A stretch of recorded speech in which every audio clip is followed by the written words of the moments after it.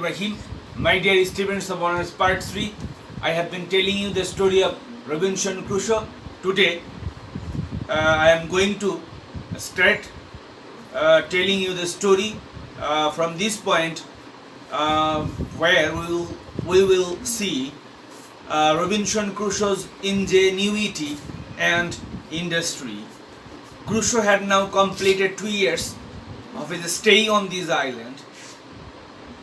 He was now leading a regular kind of life, not omitting his duty towards God, which consisted in reading the Bible. Among the many things which he had learned to do on the island was the grinding of corn, which he obtained from the agricultural farm set up by him, and the making of bread.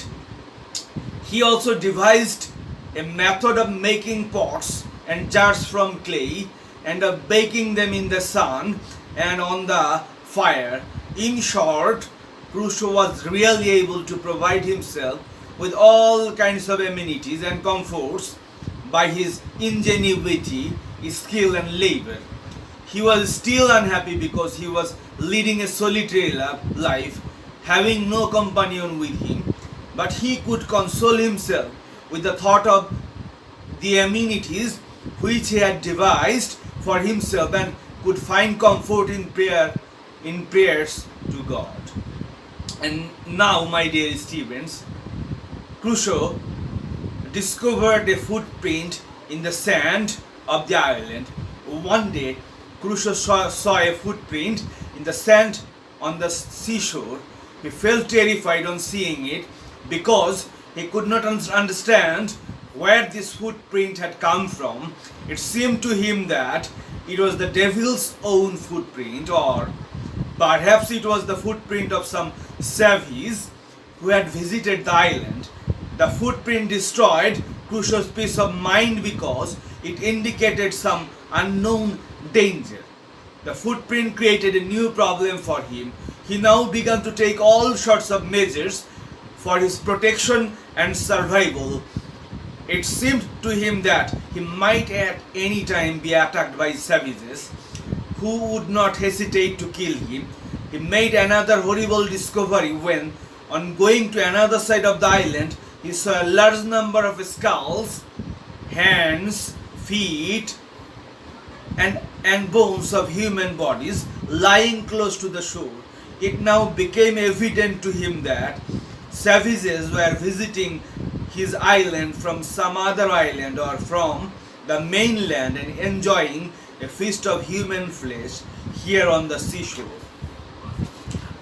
My dear students, we will now see Crusoe discovering cannibals on the island.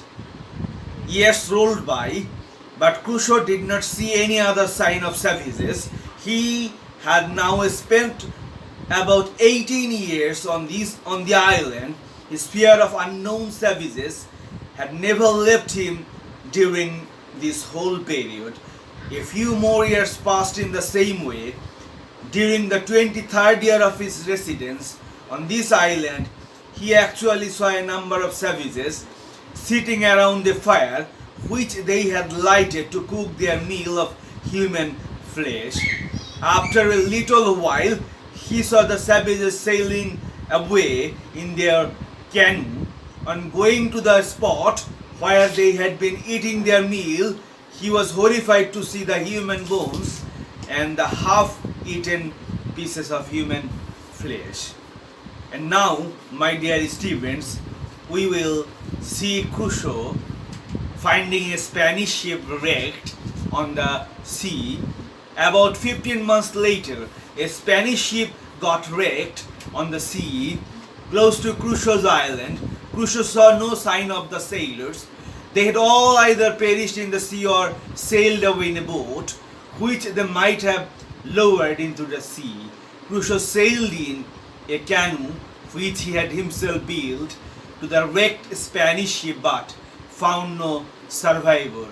From the ship he brought two chests in which he found several things of great use to him.